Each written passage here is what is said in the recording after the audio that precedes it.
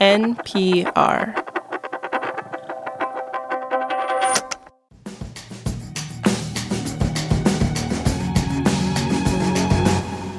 It's Friday, time for Indicators of the Week, and normally there is one indicator that really stands out from the pack as the most important.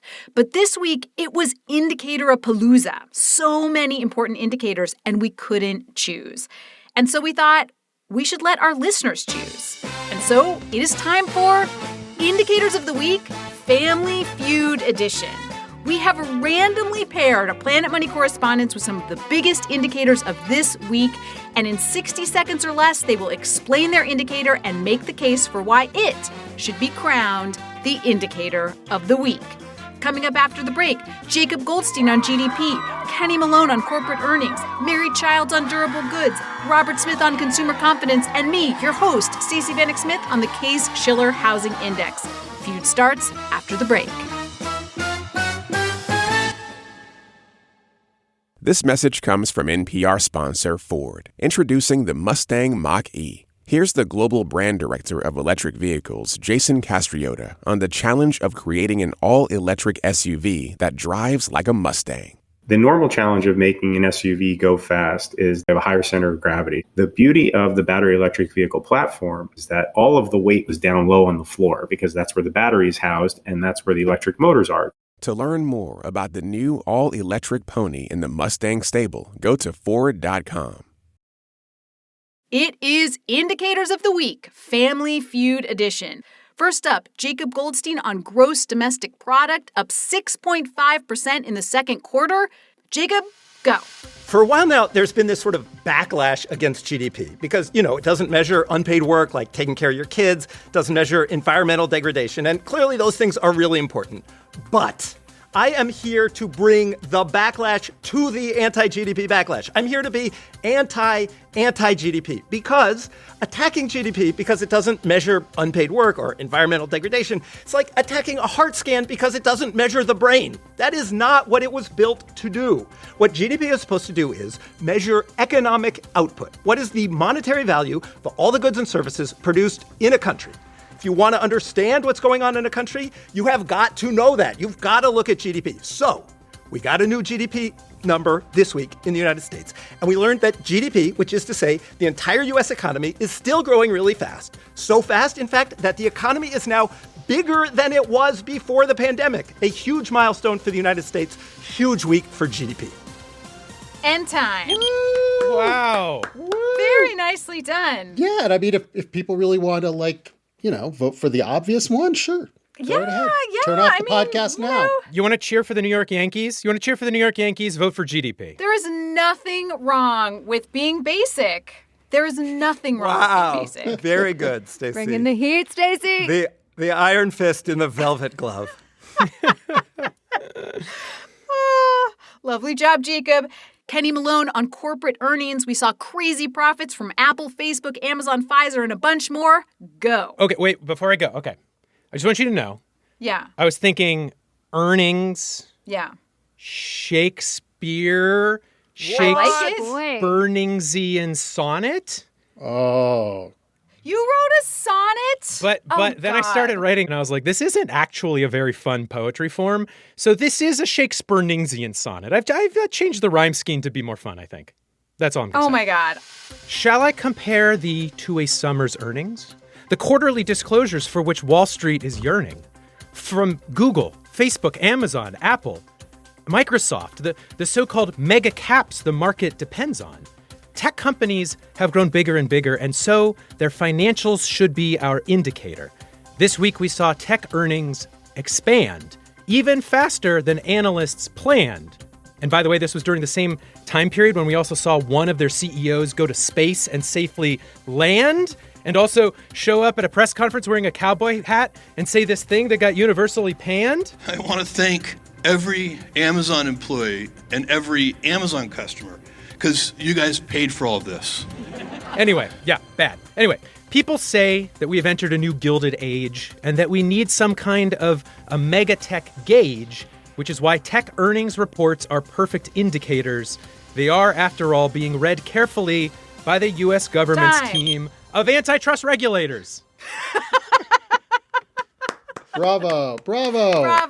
Hooray. That is the best earnings sonnet I've ever heard. Well played. Okay, are we are we ready? Mary Childs, durable goods orders up 0.8% in the last month, accompanied by her own durable good, her dryer. I'm Mary Childs, and here's why durable goods orders are the best way to gauge economic health. This indicator is a monthly report from the Commerce Department that shows how much businesses are ordering of stuff that's meant to last at least 3 years. Things like washing machines, tractors, airplanes, computers, a new robot that will help boost productivity.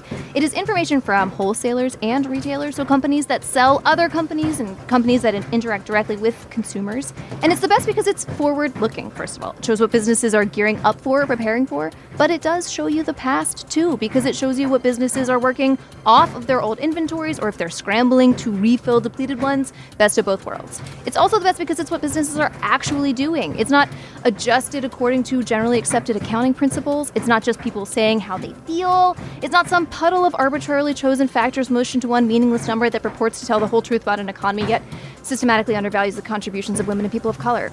Durable goods orders are cold, hard facts about how the U.S. manufacturing sector is doing. Are you on a wait list for a new dishwasher? Durable goods. Begging a dealer to sell you a new car? Also durable goods. Time. Woo! I really liked the dryer in the background. That was delightful. Robert Smith, consumer confidence, strongest showing in a year and a half. Go. I'm here to talk about my feelings. Well, not just my feelings, the feelings of the American consumer, the Consumer Confidence Index. Every month, the index does a survey of thousands of people about their expectations for the economy. Do you think you'll still have a job? Do you think you'll have more money? And then it puts all those predictions into one easy number. All these other indicators you've heard about, they just tell you about the past. GDP is from months ago. Sonnets are 400 years old.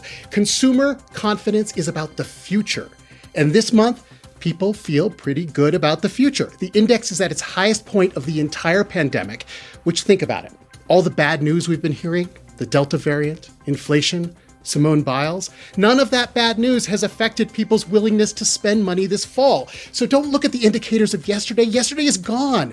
Look to the indicator of tomorrow, the feel-good leading indicator of the week. Consumer confidence. Confidence.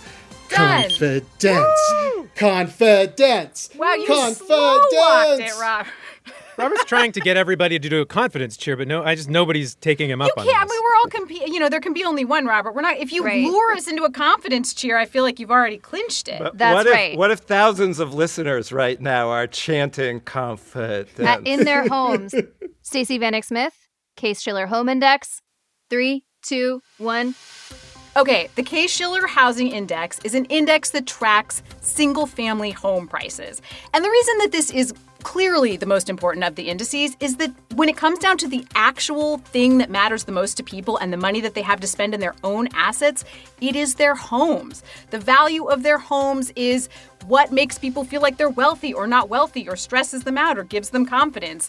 So the fact that the home price index is up 16.6% to a record high is just huge. About 2/3 of families in the U.S. own their homes, and now they are wealthier. They are like 16% wealthier than they were a year ago. That is amazing, and that will have reverberations across the whole economy. One thing to remember, too, is that this could potentially exacerbate the wealth gap because the people who do not own their homes yet are suddenly finding that homes are out of reach, but the people who do have their homes are significantly wealthier than they were. And this is going to be a huge game changer across the economy. Game changer across the economy. Pretty good ending note. You had me at indices.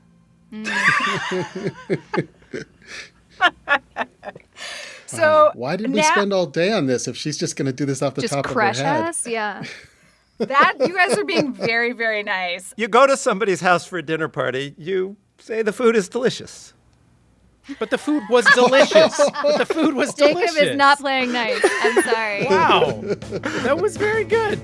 And that concludes our Indicators of the Week Family Feud edition. And the winner is up to you.